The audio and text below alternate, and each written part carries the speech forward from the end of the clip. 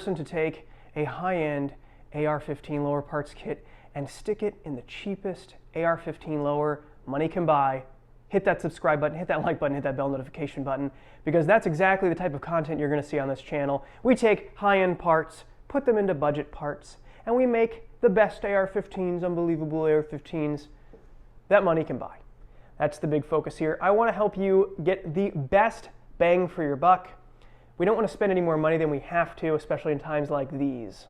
This review has been a long time coming. 10 years, in fact. I stopped counting rounds at approximately 7,000 to 8,000, and I know for sure when I hit the 5,000 round mark. So beyond that, it's purely speculation how many rounds I have through this rifle. I know I haven't surpassed 10,000 because I haven't bought that many rounds in recent years that I've been willing to expend with current pricing and everything. Back around 2012, I was looking for an AR-15, and the election was right around the corner. So a buddy at the time recommended Anderson Manufacturing, a relatively unknown company in that time frame, in a time where there was no standardized handguard, where M-LOK was fiction, where key mod was just coming onto the scene, and where there really was no industry standard. So you'll see that on this rifle, and we'll talk about some of the features that there are a few things that I would change for 2022, and Anderson, of course, has updated this rifle since that period. Now, first and foremost, do I recommend this rifle? Well, we'll get into that in just a little bit. As far as reliability, during the period of time I've owned this rifle, I've had 4 malfunctions. 4 in those maybe 7,000 to 8,000 rounds now. All 4 of them I chalk up to being ammunition-related issues. They've all been failure to extract, and they've been very easy to clear with immediate action. Accuracy. Where does this rifle stack up against some of the other AR-15s in my collection? Now, typically, I don't shoot at ranges beyond 100 yards. Now, that has partly been because I haven't had access to ranges that go beyond that in recent years, but generally, the big focus for me is that most reasonable self-defense distances are going to be much, much closer than that. So that's been my primary focus, and I've been able to achieve 1 to 3 MOA out of this rifle. It's been pretty typical over the years. Though I'm sure that if you were to bench rest it with the premium ammunition that's available out there, you could probably get below 1 MOA. That might be doable. Keep in mind that I have shot exclusively the cheapest ammunition I could buy over the years. Anything from steel case to M193 to M855 or surplus tracer ammunition. Now, as I said, as far as the feature set of this rifle, there are some issues with it, and we're going to primarily be focusing on the handguard. That's the big issue that I've always had with this rifle due to lack of compatibility with a lot of accessories that are available, but also the fact it tends to get very hot. So before I harp too much on that, let's go ahead and talk about the features of this rifle. So moving along into the features, we're going to start with the muzzle device first, and this is something that is homebrewed by Anderson Manufacturing. It's very much an A2 style flash hider, and it works very well because it is loosely based off of the A2 flash hider, and it is closed off on the bottom, which is nice. In the event you're laying prone, it's not going to kick up any dirt or debris.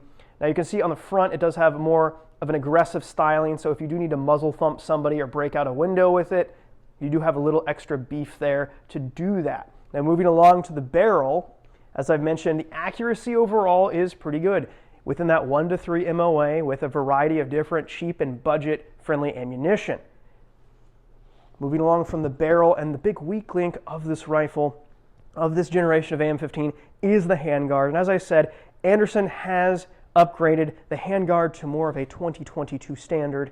And this handguard, due to its design, due to its proximity to the barrel, due to its proximity to the gas system, it gets very warm. Now the barrel is free floated, which is certainly nice, but the more you shoot it, the harder it gets to hold on to, and that's one of the reasons why I have this Fab Defense foregrip that I added on here. Now, you got to remember the context behind this rifle. There was no M-LOK yet. Keymod was just barely coming onto the market, and no one knew which way things would go. They were still selling And it was very commonplace to see AR-15s with plastic and aluminum-lined handguards that weren't considered the budget-friendly option.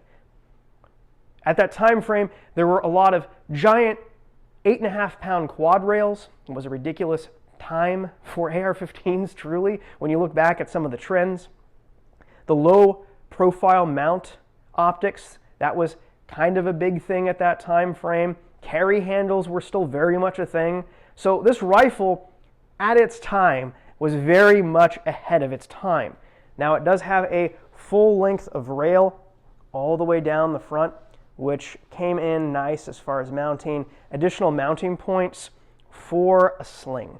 This doesn't really have very many offerings as far as sling mounts, so you kind of have to figure out another way to do things. So I added the Magpul sling mount to the front there. I added this Troy front sight. It did not come with any sights, just a basic flat top. Later on, I picked up this Aimpoint optic, and then I added the military-style Maytech rear sight, which is, in my opinion, one of the best backup iron sight systems available because it does have that windage elevation adjustment that many of them just allow you to adjust for variable distances, but they don't really allow you to adjust out to the ranges that you see here on the Maytech. So something worth picking up and considering for your iron sights. I still recommend the Maytech iron sights. Now, one of the quality points that I want to talk about here, look at that. There's literally no wiggle between the upper and lower. I often see that being a big complaint amongst AR-15 purists who demand that there be no wiggle between the upper and lower, and there is none. The machining quality on this rifle is really supremely good, especially considering that Anderson is known for putting out primarily budget-friendly offerings that occasionally have been less than stellar or even out of spec. That has happened. Of course, this rifle is also complete with Magpul furniture, which is quite a nice feature and still very much relevant for today's purposes. Of course, it does have a storage compartment in the pistol grip for extra batteries or various accessories like that. And it also has the jam assist device, which is very nice to have. It'll help further induce the jam, making things much worse. Just keep pressing it, see what happens. It'll really just absolutely make your life a living hell if you keep pressing it and you have a malfunction. It's just not needed. Moving back to the front, one thing I do want to hit on too.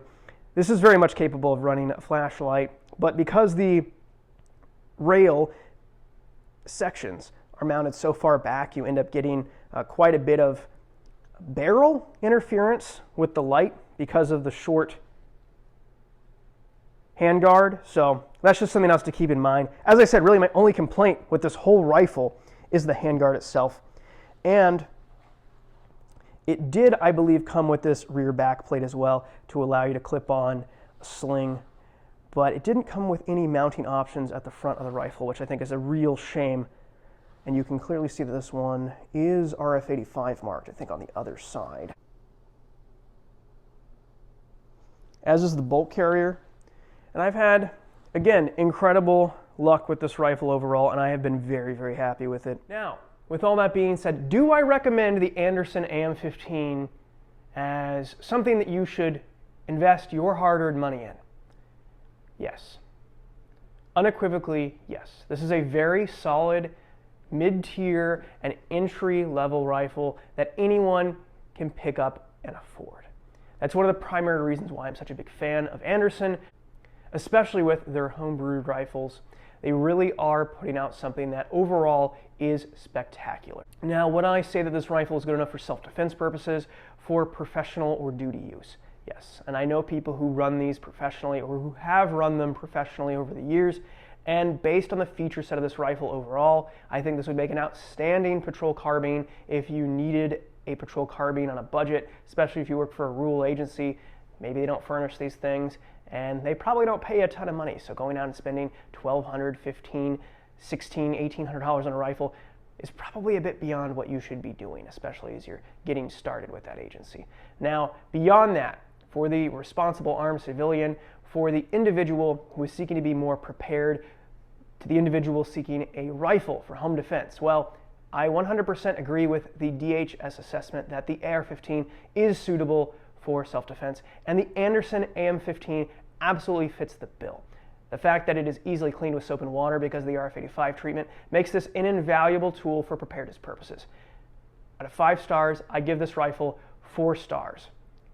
Only because of the weird handguard that my particular one happens to have. As I've said, Anderson has moved beyond this handguard, though you should be able to pick up these rifles used for a fairly reasonable amount of money. But keep in mind, and I would recommend, that you upgrade or change out the handguard to key mod or M-LOK. And yes, I will still recommend key mod, even though everyone has moved well beyond key mod at this point. And I knew in a very sad time for all of us when the military adopted M-LOK, because that was definitely the death nail for key mod as a whole. Anyway, guys, thank you so much for watching. All the support you have given me over the years has kept me motivated to keep making content, and I look forward to putting out more review videos in the near future. Likely long form stuff like this will be put out approximately once a week, with the shorts being put out more often than that. Thank you guys again.